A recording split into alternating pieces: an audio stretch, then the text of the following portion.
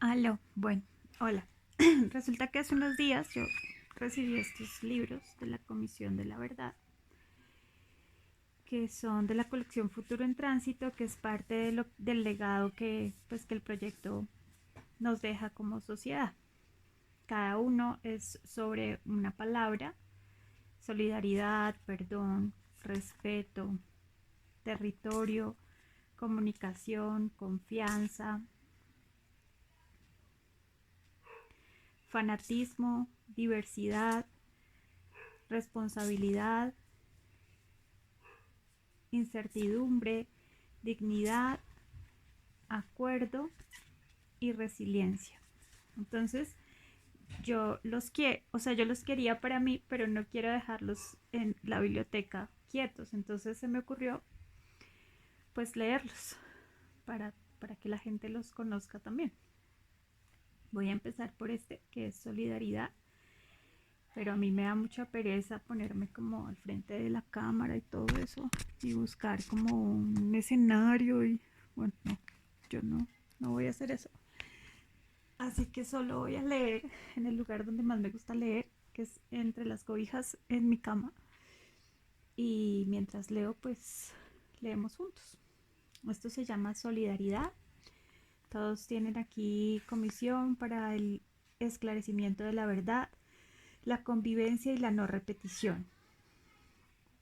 Mm, Comisionados, secretario general, directores: Oficina de Cooperación Internacional, Oficina de Comunicaciones, este es Solidaridad. Invitan a 3 autores para que hagan un ensayo sobre la palabra que se les ha dado, y en este caso pues es solidaridad. Y los invitados son Juan Mosquera, Dominic Rodríguez, Juan Cárdenas. Y bueno, todos tienen esto. En este lo voy a leer pues porque es el primero, pero luego ya no lo voy a volver a leer. Dice: el acontecimiento de la verdad. Francisco de Rú, presidente de la Comisión de la Verdad. Una de las preguntas centrales de la Comisión de la Verdad tiene que ver con la no repetición.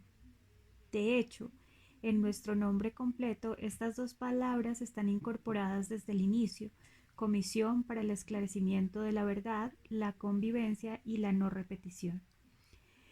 Y aunque también es parte central de nuestro trabajo, la investigación histórica para desarrollar nuevas comprensiones de nuestro conflicto armado, la razón de ser de este trabajo de esclarecimiento adquiere una dimensión más honda en la medida que sirve de base para no repetir la tragedia y así avanzar hacia un país en el que se transformen las causas que generaron la violencia.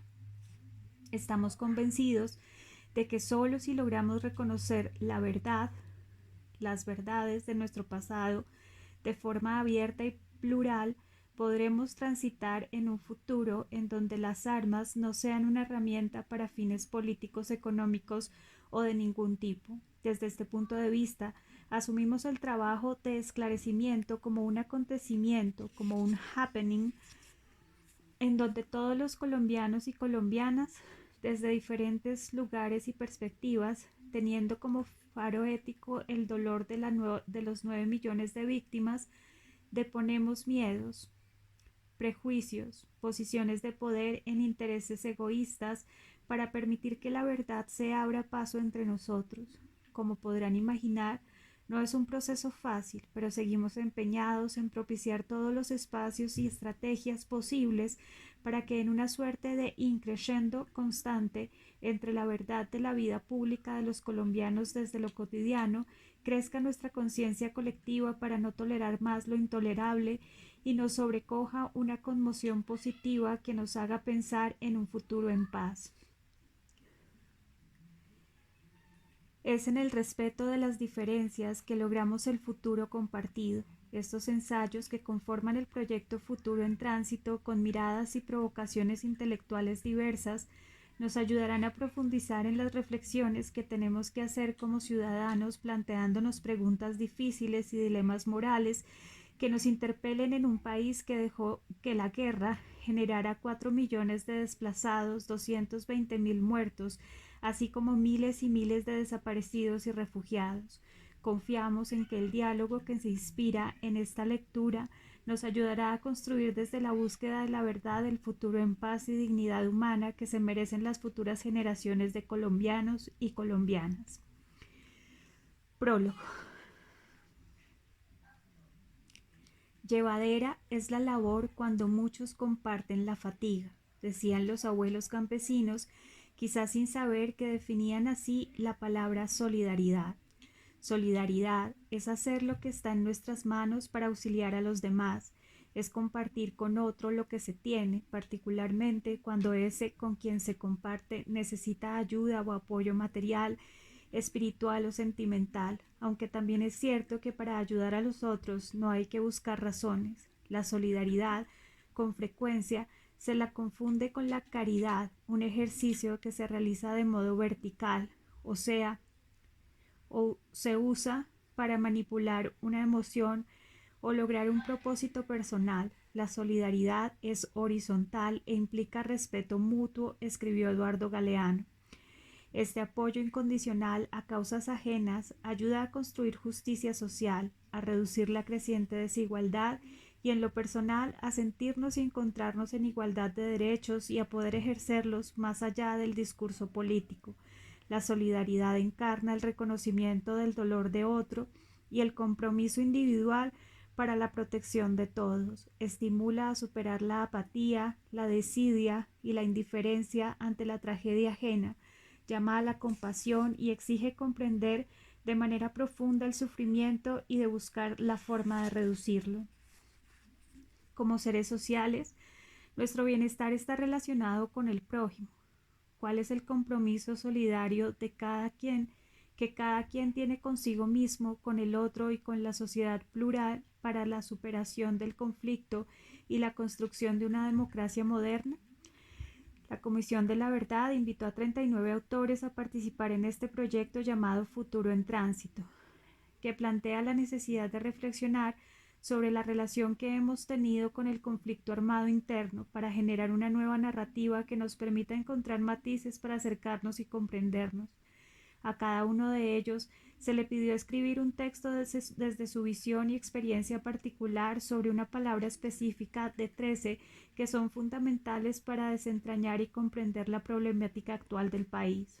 A través de diversas labores y disciplinas, Futuro en Tránsito recurrió a la pluralidad discursiva expresada en la inclusión de la mayor multiplicidad de voces. El espíritu de cada uno de estos textos es generar un diálogo que dé luces, provoque, estimule el pensamiento crítico y lleve a la reflexión individual y al debate público para entendernos mejor como sociedad, nos ayude a avanzar en este complejo proceso de superar nuestro pasado y presente de violencia y construir ciudadanía. En este caso, se invitó al periodista Juan Mosquera a escribir un ensayo sobre cómo la solidaridad nos despierta de la apatía y nos permite avanzar como individuos y sociedad. A la comunicadora Dominique Rodríguez, quien en la cuarentena por la pandemia del COVID-19 de fondo recrea algunas formas de cómo se puede ser solidario, y al escritor Juan Cárdenas, que nos comparte algunas páginas del diario personal que escribió estos últimos meses en los que cuestiona la falta de solidaridad en el país. Alonso Sánchez Baute, director del proyecto. 1. Juan Mosquera. Donde comen dos, comen tres. La solidaridad te expulsa de la soledad. Tiene forma de abrazo, incluso en tiempos de abrazos prohibidos. La solidaridad nos tiene aquí existiendo. No es posible escribir nosotros sin incluir a los otros en la palabra, en la vida. La solidaridad también nos define. Lo conocí en el barrio El Triunfo, en la Comuna 6 de Medellín, que limita con la vecina ciudad de Bello, cuando apenas empezaba el siglo y ya había terminado de arrepentirse de lo que había hecho durante la década anterior. Vivió días en que sus manos y su habilidad sobre una motocicleta lo habían convertido en leyenda para unos y terror para tantos más. Ahora quería salir adelante sin dar pasos atrás. Entonces se le ocurrió el negocio que le haría posible un destino distinto, en el que no le harían daño a nadie y permitiría, decía, llegar a viejo, o al menos le ayudaría a no morir joven. Le dije, con varios amigos y la ayuda de un hombre viejo que hacía desde llaves hasta estatuas, diseñaron y ensamblaron una plataforma metálica que podía atarse a una moto y convertirla en triciclo capaz de llevar una lavadora. Ofrecía ropa limpia a domicilio y funcionaba. Varias vecinas, 5 o 6, se juntaban para alquilar la lavadora a 2.200 pesos la hora y dejarla trabajando en casa de una de ellas con cargas de ropa de esas 5 o 6 familias. Juntas pagaban, juntas lavaban, juntas se ayudaban porque no todas tenían el mismo dinero, que aunque parece poco, era mucho para ellas. Entre todas ponían el jabón. Era el año 2006. Esa ropa que vi secándose en el tendedero era una bandera de solidaridad. Si mis amigos no son una legión de ángeles clandestinos, ¿qué será de mí? Escribe y repite el poeta Raúl Gómez Hattin desde el silencio, y sus palabras atraviesan años, geografías, páginas y llegan hasta el barrio Gerona, también conocido como el barrio Pablo Escobar en la Comuna 9 de Medellín. Aquí vivió casi 30 años Luis Ángel Muñoz. Él sufría distrofia muscular desde los 5 años, una enfermedad compleja y crónica que convierte tus músculos en gelatina y te entorpece los movimientos hasta hacerlos imposibles. Hay tensiones necesarias para controlar algo en la vida y aquí no hay ninguna. Aún así, Luis Ángel no se dejó derrotar por la enfermedad y la soledad. Único habitante de una casa modesta de apenas un cuarto, sala no muy grande, cocina y un baño, piso limpio, aunque precario. Las baldosas disparejas tenían huellas de otras vidas. Luis Ángel es un poco como su segundo nombre propone. Decidió convertir su casa en biblioteca para el barrio y entonces la sala pasó a ser salón de tareas para los niños de la cuadra. Los libros llegaron a través de donaciones. Así las paredes empezaron a cubrirse con anaqueles artesanales y publicaciones de variada naturaleza, desde textos escolares hasta literatura. Si algo hizo Luis Ángel en su vida fue leer, y empezó a compartir con los chicos el mundo que comprendía entre páginas. Como agradecimiento, y sin que nadie se lo hubiera pedido, una vecina le trajo algo de comer y otra más le ayudó a tener la casa en orden. Las mismas vecinas, madres de esos niños, empezaron a pasar la puerta para ayudarle a vivir mejor al hombre que desde el suelo les enseñaba a soñar con el cielo a los muchachos. Luego llegó una silla de ruedas y no tuvo que seguir a rastras sobre sus nudillos y brazos. Si algún lugar era el corazón del barrio, fue esta casa. Un hogar de solidaridad constante donde compartir, según vi, era el verbo más conjugado, compartir tiempo, conocimientos, lecturas, alimentos, quehaceres. La solidaridad es una fuerza que contagia. Como la esperanza, en la solidaridad habita la inspiración. Años después de conocer la casa biblioteca de Luis Ángel, entré en una tienda en el Corazón, un barrio de la Comuna 13, de la que tanto se habla en Medellín. Después del mostrador y el mecato surtido, atrás de la pared abarrotada de víveres y abarrotes, la sala de la casa se había convertido en pequeña biblioteca. Barrial, la dueña de la tienda, me contó que había visto en la televisión unos años atrás lo que había hecho un señor en el barrio Pablo Escobar y que ella había querido replicarlo. Aquí hasta un computador, además de los libros, servían para buscar las tareas de los niños. Qué semilla profunda sembró Luis Ángel Muñoz sin saberlo. Cuentan que Margaret Mead, célebre antropóloga norteamericana nacida en Filadelfia, escuchó alguna vez la pregunta de una estudiante que quería saber cuál fue el primer signo de civilización de una cultura. La respuesta no fue tan obvia como decir la rueda o el lenguaje. Ella dijo que el primer signo hallado fue un fémur humano curado, luego de una fractura, un hueso de la pierna que señala que alguien cuidó a ese ser el tiempo suficiente para reponerse de lo que sería una sentencia de muerte. En la naturaleza, un hueso fracturado en la pierna implica inmovilidad e imposibilidad de alimentarse, buscar refugio o huir de los depredadores. El gesto de cuidar solidariamente a alguien más que a uno mismo y no dejarlo atrás es signo de humanidad en la enseñanza de Margaret Mead. Ayudar al otro es superar una dificultad, es el inicio de la civilización. Ayudar al otro en superar una dificultad es el inicio de la civilización. Ayudar, otro, civilización. 3 palabras apenas y al mismo tiempo mucho más que 3 palabras. Permítanme un instante para decir que solidaridad y memoria son 2 palabras del mismo diccionario cotidiano.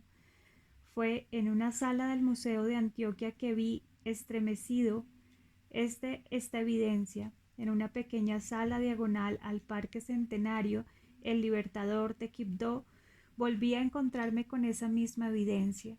El telar que conmemora la masacre de Ujayá lleva tejidos los nombres de las víctimas del 2 de mayo de 2002. Esa iglesia asediada, hecha fuego y cenizas con la población que se resguardaba dentro, fue el lugar de la muerte para 79 personas después de que cayeran allí pipetas lanzadas como bombas en enfrentamientos entre paramilitares y guerrilleros bajo la mirada del Ejército Nacional.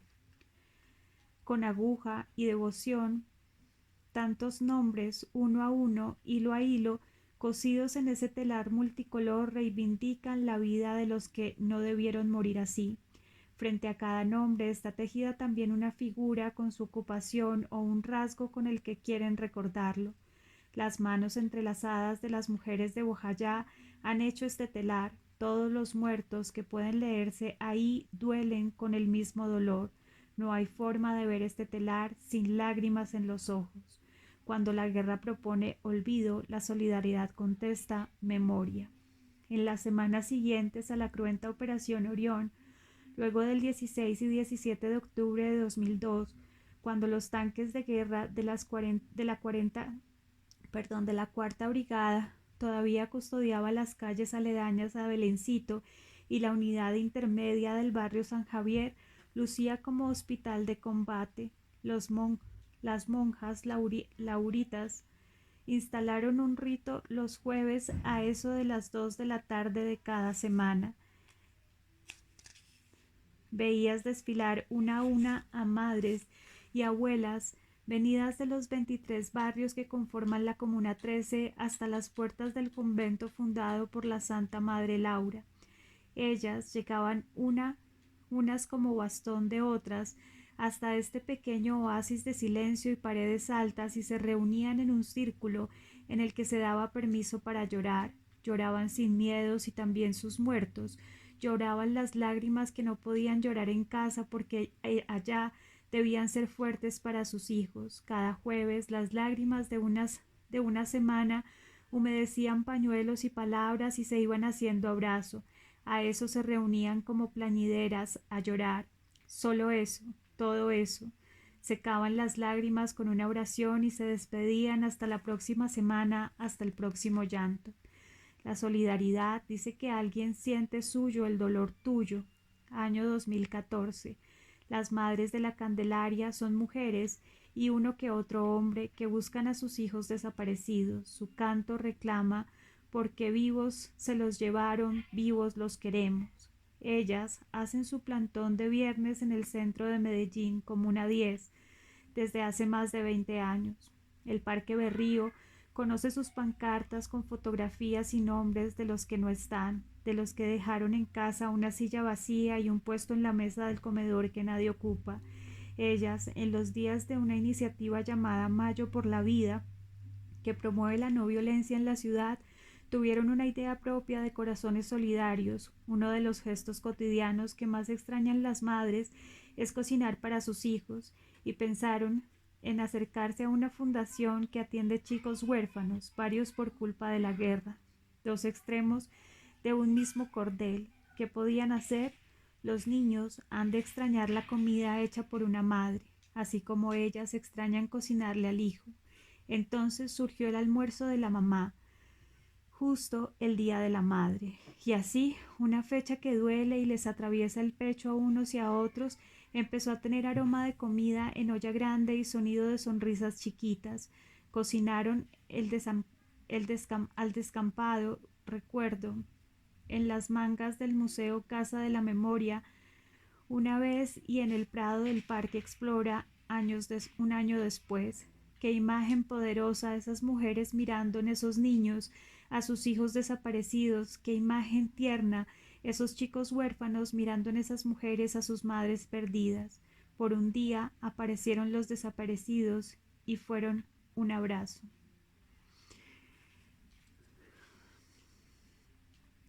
La solidaridad se aprende, la solidaridad se enseña. Nelson Mandela escribió en su autobiografía El largo camino hacia la libertad: nadie nace odiando a otra persona por el color de su piel, por su origen o su religión. La gente puede aprender a odiar, y si puede aprender a odiar, se le puede enseñar a amar, porque el amor se encuentra más de forma natural en el corazón del hombre que lo contrario. Traigo estas palabras acá para la solidaridad, porque la solidaridad es una de las formas del amor. El niño gatea, luego camina por imitación, lo sabemos.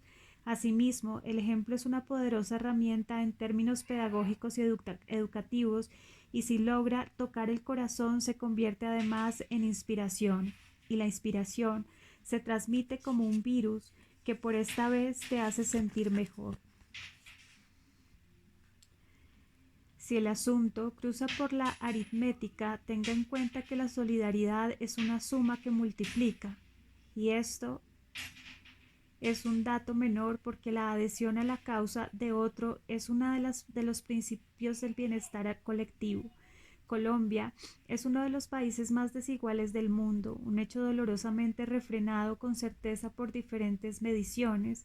El Foro Económico Mundial publicó en 2020 el Índice de Movilidad Social, en que clasificó 82 países del mundo con base en las posibilidades que tiene una persona de bajos recursos para alcanzar un ingreso promedio que haga posible una existencia con acceso a salud, educación, tecnología y protección social. Colombia ocupó el puesto 65 por la desigualdad de su sociedad y la mala calidad de la educación como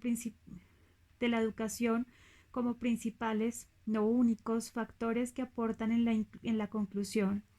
La lupa lleva la mirada más cerca y retrata que en tiempos de confinamiento por el COVID, una cuarta parte de los hogares colombianos ha pasado de servirse 3 comidas al día a disponer solo de 2 comidas diarias, según datos del Departamento Nacional de Estadísticas DANE, compartidos en agosto de 2020. La brecha social cada día es una grieta más profunda entre los pocos que tienen mucho y los muchos que tienen poco y nada. Una nación desigual es tierra de pastos fértiles para alimentar a los caballos de los jinetes del apocalipsis, y a la desigualdad la puedes combatir también con solidaridad. Hubo un tiempo cuando los que saben y recuerdan en que el país tal vez estuvo mejor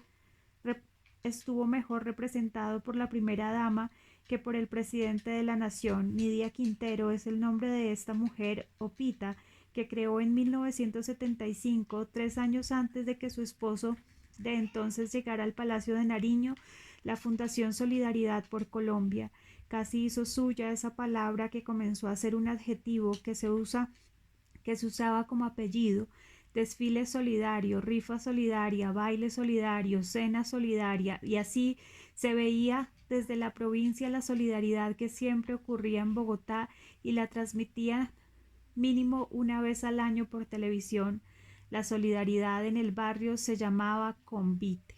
Llegando el fin de semana, la tarea estaba clara: construir el barrio entre todos. Entonces, sin importar ocupación, cada quien se transformaba con juicio y cuidado en lo que fuera necesario. Albañiles, todos a la hora de hacer las escaleras que llevaban a la parte alta para que la subida no siguiera siendo escalera de barro, o hacer la calle, dejando poco margen para la cuneta, o incluso ser fontanero de la casa del vecino, pintores todos, eso sí, porque eso se aprende y ejerce más rápido, y mientras unos mezclaban cemento y materiales, otros revolvían la olla grande, la de hacer natilla en diciembre para cocinar el sancocho que llegaba la hora era el almuerzo para las decenas de manos que trabajaban juntas en el convite. Mientras tanto, los niños revoloteaban. Así se construyeron barrios enteros en las zonas en que la planeación corría por cuenta de los propios habitantes, de esas casas hechas con mano de vecino y las escaleras y calles compartidas. La principal fuerza de construcción es la esperanza, el anhelo de que este lugar que empieza a llamarse casa sea de verdad un hogar, porque estos barrios populares y populosos han sido lugares poblados en su primera generación por gentes que han llegado como desplazados, arrancados de un sitio que no quiere ser expulsado, que no quieren ser expulsados de otro. Así, tantas veces en la historia repetida de las ciudades de este lado del mundo, donde los vecinos se dan la mano para levantar sus sueños juntos, porque la mano del prójimo, es la única que te puede comprender. Existe un dicho muy popular en Antioquia, que muchos crecimos escuchando: donde comen dos, comen tres. Es una definición casera de la voluntad de compartir como regla de vida.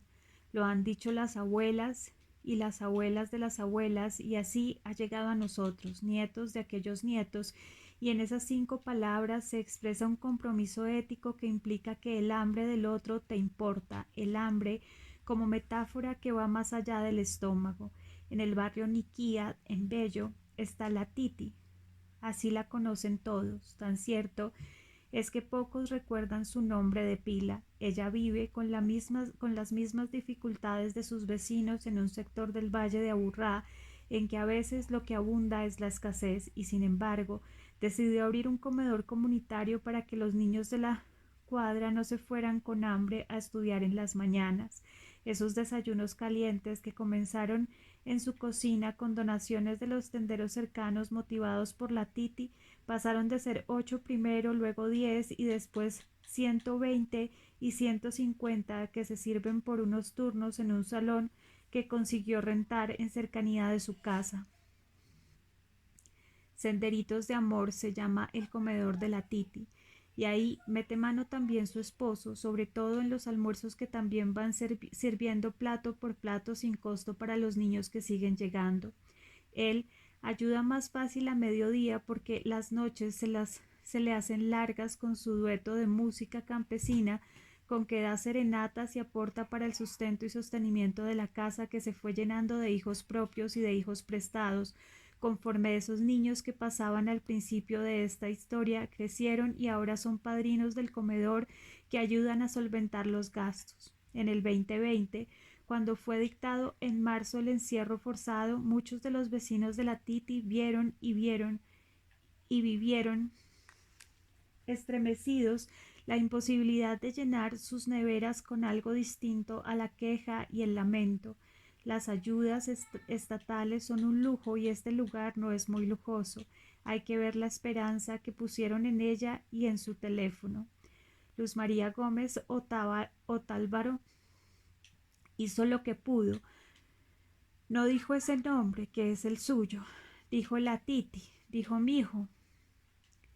Dijo, qué pena molestar. Pero no fue molestia, fue alivio. Ella es un símbolo de solidaridad en su comunidad, y si algo despierta solidaridad, aunque suene a contrasentido, son los tiempos difíciles, la precariedad. Es en ese instante cuando la generosidad, que es prima cercana de la palabra que tanto ha escrito aquí, aflora vital. La solidaridad es hija legítima de la justicia y de la generosidad. Redes sociales, con ellas tantos salen a pescar cada día. Tras la pantalla pululan y desfilan como en pasarela la vanidad y el odio mirándose de reojo. También camina lenta por ahí la verdad, mientras las mentiras y las noticias falsas saltan de 3 en 3. Alguien vocifera que el demonio vive en ellas, otro le contesta que es esfuerzo vano resistirse al futuro que ya llegó, y ahí se van y se van entre retweets, stories y posts Pero no todo es una hoguera ardiendo. Alguien necesita sangre en el hospital y después de un tuit la enfermera recibe a los donantes. Alguien comparte una alegría genuina y se siente acompañado con la respuesta de los desconocidos que le celebran como si lo conocieran. Alguien hace una pregunta pidiendo ayuda y encuentra la solidaridad por la respuesta. Numeral yo soy como una 8. Escrito con hashtag como pide la gramática del algoritmo, pasar del trino al hecho. 10 de junio de 2012. Por entonces, la violencia y el enfrentamiento entre las bandas de la Comuna 8 han cerrado y aislado literalmente 18 barrios de esta esquina de Medellín. Una llamada telefónica cerca de las 3 de la mañana dice: tenemos miedo, la balacera lleva más de 5 horas. Ante esto, un trino, un tuit contando la situación. Las respuestas a esos caracteres empezaron por mensaje directo: ¿qué hacemos? Y también algunas respuestas públicas que decían lo mismo: ¿qué hacemos? La única respuesta posible: vamos, no los dejemos solos. En menos de 3 días se sumaron muchas voces, medios de comunicación, autoridades, celebridades, anónimos, artistas. Ir en bandada allí forzaría a hacer posible una tregua. Todos los que se sumaron dijeron en coro: yo soy Comuna 8. Por primera vez, Teleantioquia y Telemedellín hicieron juntos el noticiero emitido en simultáneo por ambos canales, originando desde la cancha del barrio las estancias. Y más de 7 periódicos fueron hasta Villahermosa a contar historias que el miedo había callado, y emisoras de Radio Nacional hicieron fiesta en aquellas calles y humoristas fueron recibidos con aplausos y cariño, y los artistas de la zona volvieron a salir a la calle a cantar, y artistas de otros lares fueron hasta allá, y una señora daba las gracias porque había vuelto a salir al parque después de semanas de miedo y encierro, y el tendero atendió sin pagar vacuna, y hubo marcha de no violencia recorriendo la comuna entera, y tanto más que empezó un periodo de calma, y empezó como una llamada y un trino, y la soledad que trajo el miedo le tuvo miedo a la compañía que trajo la solidaridad. Solidaridad es el nombre del partido político de los trabajadores en Polonia, el que tuvo a Lech Wałęsa a la cabeza y lo llevó a la presidencia, que ejerció entre 1990 y 1995. Wałęsa, Premio Nobel de Paz, es hijo de los cambios en el lado soviético de las ideas que en 1989 configuraron un nuevo mapa del mundo a partir de la caída del muro de Berlín. Cambios que han marcado la historia han empezado con esa palabra, porque la solidaridad quiere cambiar el estado de las cosas, romper con la inercia que beneficia a la inquietud, despertarnos del adormecimiento que es la apatía, darnos motivos para levantar la mirada del que se ha quedado quieto mirándose los pies. La solidaridad nos permite avanzar. En 1991, Medellín fue considerada la ciudad más violenta del mundo, incluso por encima de Beirut, que era la capital más fatigada por los conflictos en el mundo de aquel entonces. La década que va entre 1984 y 1993 es cruenta y llena de ausencias y cicatrices. La historia de esta ciudad son los años de la guerra de los carteles de la droga, tiempos en que las palabras sicario y carrobomba fueron comunes en los periódicos y en las conversaciones y dejaron esquirlas difíciles de sanar. La manera que encontró la ciudad para renacer fue solidaridad. Recordamos que el otro nos tenía que importar. Se consolidó un modelo de planeación, gestión y administración en que participaron empresarios, académicos, políticos, líderes y gestores sociales y culturales, alianzas público-privadas o APP, que es la sigla con la que se le conoce. Es el modo que permite que la sociedad desde esquinas distintas sume ideas, talentos, capacidades y capital en un propósito común, algo así como un todos ponen en el que nadie quita. La solidaridad también es una solución práctica ante las dificultades. Hemos sido un país en llamas. Alguien escribe el nombre de este pueblo con las cenizas del pueblo incendiado, del último incendio. en surcos de dolor y bien germina ya.